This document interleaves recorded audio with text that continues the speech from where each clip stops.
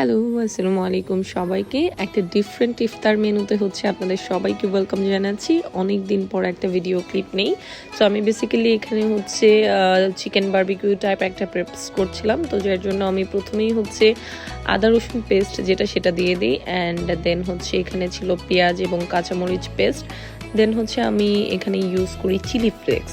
So আমি যখনই এই মেনুটা করি তখন আমি ট্রাই করি যে হচ্ছে হলুদ মরিচের গুঁড়োটা অ্যাভয়েড করতে। তারপর আমি সয়া সস দিয়ে দিই পরিমাণ মতো। অ্যান্ড তারপর হচ্ছে আমি লবণটা ব্যবহার করি।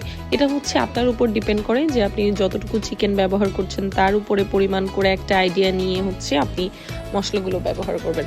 আর এটা ছিল আমাদের নিজস্ব বাসায় করা একটা স্পেশাল মশলা, যার মধ্যে ধনিয়া এবং নানা ধরনের মশলা ছিল এবং সব ধরনের গরম মশলা ছিল। এবং তারপরেই হচ্ছে আমি রাঁধুনির একটা হচ্ছে বারবিকিউ মশলা।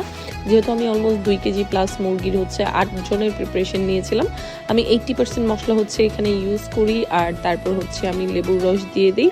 সো মোটামুটি এখানে আমি সব কিছুই দিয়ে দিয়েছিলাম, কিন্তু এখানে হচ্ছে টমেটো সস আর হচ্ছে চিনিটা ইউজ করতে আমি ভুলে গিয়েছিলাম। সেটা আমি পরে ইউজ করেছি, আপনারা এই ভিডিওটাতেই দেখতে পারবেন। অ্যান্ড সব কিছু মিক্স করার পর আমি এখানে আরেকটু মশলা ইউজ করেছিলাম, যে আমি 1 প্যাকেট ম্যাগি মশলা দিয়েছিলাম যেন একটু স্মেলটা ভালো আসে, কারণ আমি পরে হচ্ছে একটা গ্রেভি তৈরি করেছিলাম মশলাটা দিয়ে। অ্যান্ড হচ্ছে এখানে আমি সরিষার তেল আর হচ্ছে পরিমাণ মতো একটু সয়াবিন তেল ব্যবহার করি। সরিষার তেলটা বেশি দিয়েছিলাম সয়াবিন তেলের তুলনায়। অ্যান্ড দেন হচ্ছে আমি এটাকে খুব ভালো করে মিক্স করে নিই, কারণ মশলাটা আগে রেডি করে নিলে আমার কাছে সুবিধা মনে হয়। আপনি যেভাবে রেডি করতে পারেন, চাইলে মাংসটাও দিয়ে দেন হচ্ছে একটু একটু মশলা দিয়ে রেডি করতেই পারেন।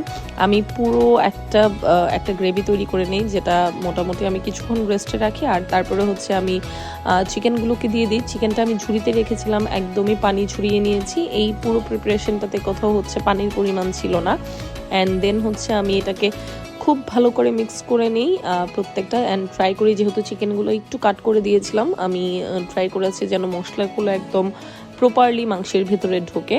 অ্যান্ড দেন হচ্ছে আমি চিনি দিতে ভুলে গিয়েছিলাম, এটাকে আমি এরকম করে রেখে হচ্ছে রেস্টে দিয়ে দিই।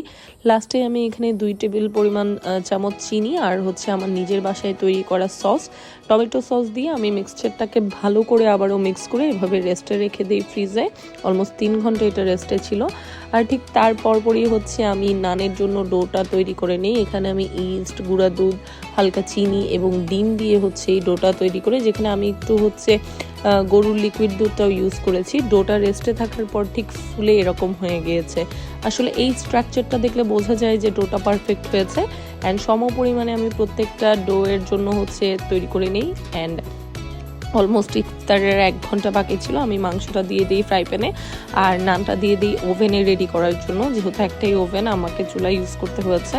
অ্যান্ড এইভাবে হচ্ছে নানটা আমি একটু ধনেপাতার ফ্লেভারটা দিই, যে স্মেলটা ভালো আসে। দেন হচ্ছে আমি উপর থেকে ঘি দিয়ে দিচ্ছিলাম। It smells really good. তো যারা ধনেপাতা পছন্দ করে দে উইল লাভ দিস।